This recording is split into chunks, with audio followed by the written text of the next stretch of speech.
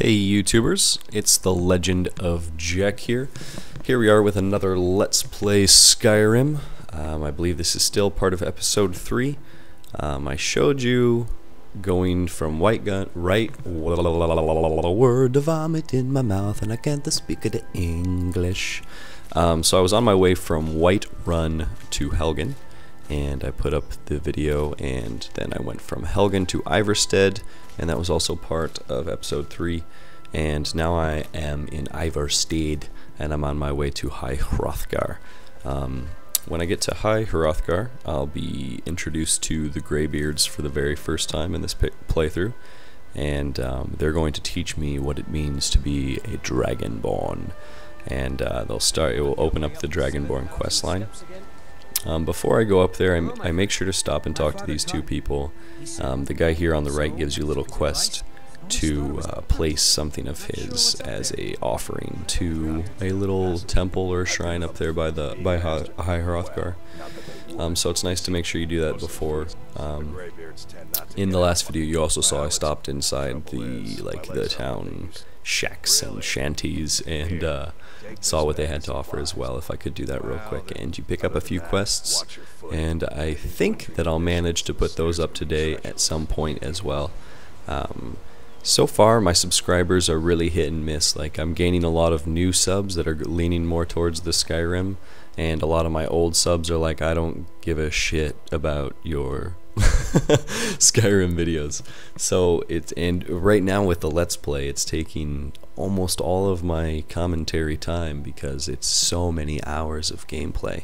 And since I have to do the Let's Play now in this kind of awkward commentary order, I have to get the gameplay again first and then do the commentary afterwards, even though I'm kind of doing it Let's Play style. Yeah, so in that regard it's a little interesting, and I don't know, I'm kind of working it out with my subs, and it's not a bad thing. I'm getting great response still, it's just less response, and I do understand why. A lot of people don't have this game that were with me from the Call of Duty community, so you know, it's just about building that new community and still managing somehow to not lose my other community, so I have to try and keep everybody happy. Nonetheless, I'm interested in both games, so I've been playing them both steadily.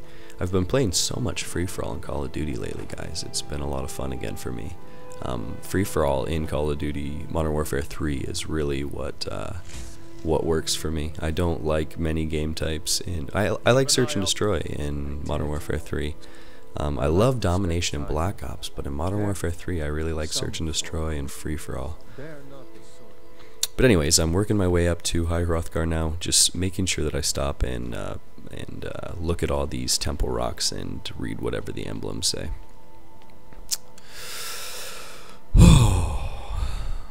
Yeah, so I have like, I think I have about an hour or 2 hours probably captured of Let's Play Skyrim with LegendofJack, and I imagine that I'll be able to get at least 2 episodes up today, or two videos up today, both about 15 minutes, both about this length or a little bit longer. And yeah, if it goes smoothly and it goes faster than it did yesterday, then I'll keep it going, and I'll probably get 3 up. But I'm also going to try and do some Call of Duty for my Call of Duty subscribers, so busy day. On my way up here, I still wanted to grab all the wolf pelts. In Ivarstead here, they give you a quest to basically hunt and take the hides of 10 bear. And I'm not sure where exactly in Ivarstead yet that I have to do it, but when I do it, I'm going to capture it and show it to you. But the person who takes the bear hide will probably also buy the wolf hide, and if not, you can sell it to I think 2 or 3 different people inside of Whiterun. So either way, in these early levels, it's a great way to make, you know, a little extra dough. And if you get there's amulets just not too far into the game that you'll get that give you like +10 speechcraft or something like that. Always put those on right when you enter a shop. Since you know you're not going to be fighting anybody, there's no reason not to. Yeah, I was like, why won't it give me the gold? I want to steal this temple gold. Trying to be an evil character, but, you know, it doesn't always work out. Oh, man. This game is lots of fun, though, guys. If you haven't picked it up yet, like, I don't know what reviews you're hearing or where you're getting it from. Before the patches, there were a few problems, maybe, for some people. I guess it depends when you got it. I didn't get it on the release date, right? I got it like 2 weeks after. And to me, it's just been loads of fun. I mean, I liked Oblivion, and even if you didn't like Oblivion, this game is its own thing, you know, and just phenomenal. So, get it! Do it! Damn you. Do a let's play with me, so you can teach me things. No, I've been doing quite a bit of research actually into this game. That's why I don't know how to play it for you guys all the way yet, because there's so much that can be done in this game, and even some of the glitches and things like that. I want to do them, but if I do them, I'm not going to exploit them to the max. I'm probably just going to do it a bit to show you it can be done. Walking the steps. And as far as like making gear, I'm going to make tons of different gear eventually, but initially I'll show you how to make your own super badass gear, if you don't know how already from my previous videos.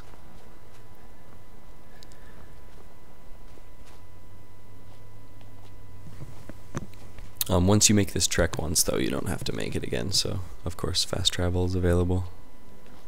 That's the great thing about traveling to places, though, but I enjoy it. Like I said, it's a great way to build up your alchemy, your destruction, and like get some extra gold and gear and different things like that. Okay, so this troll right here, guys, if you're playing on the master difficulty like I am, save beforehand, because if he hits you once and you're a mage, you're dead. There are a couple things you can take to stop it. I don't think he does frost damage when he hits you, but maybe you could take a frost potion. So basically you want your House Carl to pull aggro for you.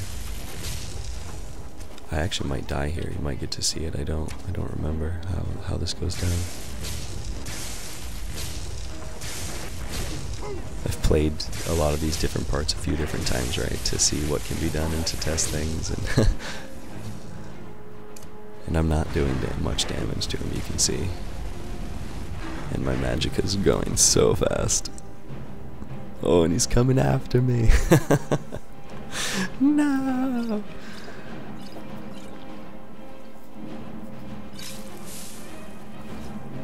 I did take a resist frost, just so you guys know there, that's what that was, and I took some magicka potions. Okay, so she got back up luckily, but he still wants to come after me. Do another little dragon shout to stun him, and then she starts pulling the aggro again, which is so important. That's why conjuring is really cool in this game too. And you can make conjure gear the same exact way that I'll make my destruction gear. And when I show you guys that, you'll love it. Because then, like, even the biggest ones, even like to summon a Dremora Lord, or to summon a, what else is large? I can't even think about it right now. I don't know. I'll show you guys. But anyways, the large ones, you can cast them and it won't cost any magicka. But it's like all based on the gear you're wearing, so you can interchange. You can make your boots so it supports your carry weight. You can wear the steed stone so it gives you 100 extra in carry weight. I don't know, guys. There's just so many different things. I'm losing my mind. I gotta show it all to you, Jesus.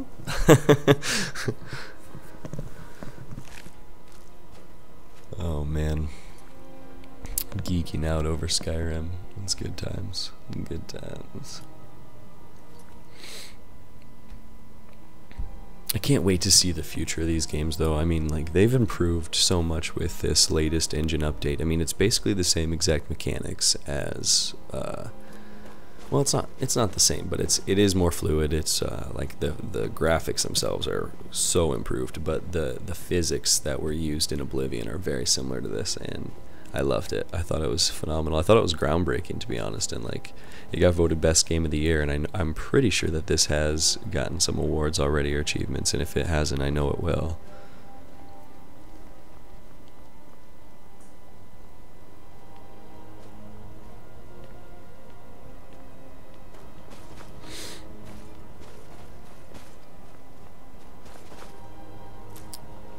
If you do play on master difficulty, just make sure you take every move a little bit slower. If you want to be overpowered from the beginning, just play on easy, to be honest. But again, you're going to have to work a little harder to get gold and things like that, I think.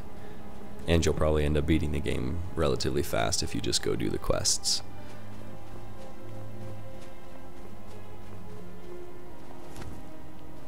Because people can beat this game quite fast if you straight up just quest and quest and quest and quest and stay off the side quests. But if you want to level up and get gold and become part of the scene in almost every community, and then you want to do a lot of side quests and engaging in different environments and things like that. So the other things I like is basically how you can go anywhere in the game. It's only limited to the way you want to travel. It was even more so like that in Oblivion. You could literally glitch up any mountainside, but you can do it in this too. It's just a little bit harder sometimes. They made those invisible walls. Oh, I didn't grab that last stone back there. I wonder why. Oh well. Make sure you guys grab it.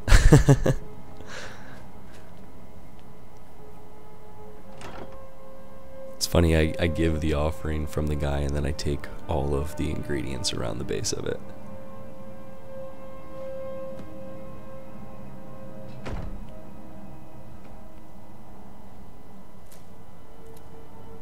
So my fiance was saving up gold. She wants to get that achievement in Skyrim. I got it on my first time through, but I carried all the gold on me, so it's a little bit different. So I never noticed this, and that's why it's kind of cool that I can tell you guys. She was storing her gold in one of her chests in the Breeze home, and she was up to about 47,000. And for some reason, when she went back to the home, it was down to like 43 or 42. And we're not sure what happened, if there was some kind of glitch or if there's actually people that steal your gold or something. But I noticed you don't lose any gold if it's on your person, and I'm not sure if you lose the gold if it's in any chests. So I haven't checked it, you know, I haven't verified that that's what happened. It's just that it was a one-time thing. I thought I'd tell you guys, and if you know of anything like that, then please let me know and leave a comment, and I'll just respond to it so other people can see it as well. Like, because if you have any information that I don't end up having at certain points or during certain quests, feel free to leave it, and that's what it's for, you know, to help the community of people get through this all and like to enjoy it and to not be stuck. And I know there's bugs in this game and different things too. So right here, you know how you demonstrate the Unrelenting force on the Greybeards. So I was like, okay, cool. Well, they're like, okay, we'll do this one 3 times, and I thought they wanted me to do it on them again. So it's pretty funny. But they actually summon a like ethereal person. I don't know what it is, and you have to do it on that. And just make sure you charge the right bumper. So hold it down so it does the Thume all the way through. Because as the Thume develops, you always have the option just to do the light one by tapping it, the second one by holding it down for just a couple seconds, and then the third one by holding it down until it completes it. So just a little tip there as far as Thumes go. Or dragon shouts, if you will. Now let us see if you are willing and able to learn. When you shout, you speak in the language of dragons.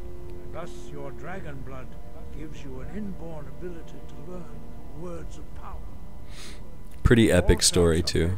I'd like to eventually go through as a certain type of character. I'm not exactly sure what yet. Like maybe even just like a straight up holy healer, and go straight good storyline. And I'm not sure exactly how you do it. I know you'd have to have some kind of way of doing damage, but if you manage to like really overpower your companion, and then you could always manage to heal it, make sure you're always healing yourself. It ends up becoming kind of a restoration quest anyways if you get the if you do that quest line and those skill trees. Right here you're learning Unrelenting Force 2. Oh, yeah, balance. But there's also the Sigic Order, and I'm pretty sure there's a Sigic Order quest line, but I know if you've done a Daedric quest line that the Sigic Order quest line is not available. And I'm not exactly sure how to get in the Sigic Order quest line, but I'm gonna I'm gonna check it out online or something, and then see if I can do it on some character and show you guys. Because mine won't be able to this time, because it's gonna be a dark character. So I'm gonna get all those Daedric weapons and disenchant the ones that I can, and use them for later enchantments.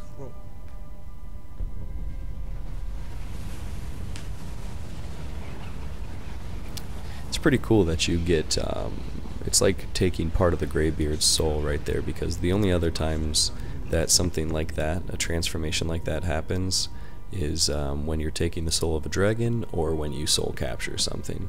So they say they're teaching you, but in essence they're, you know, giving you part of their soul. Yeah, so it said demonstrate your shout on them, and I straight up just shouted them, and that's not what they meant, but I thought it was funny. Oh, so he summons this thing in the middle, and yeah, make sure you just hold down the right bumper when you shout at it. Turn around, Jack.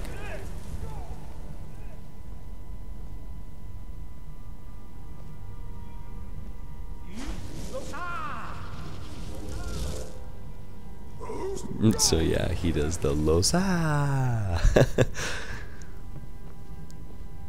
So you just do that 3 times successfully, and you know, hit Lydia if you want to.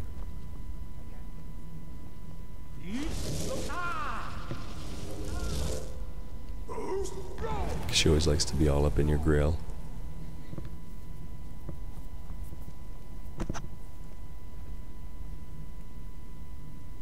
You learn quickly. Once more. Once more. Losa. Foos row. Impressive. Your thumb is precise.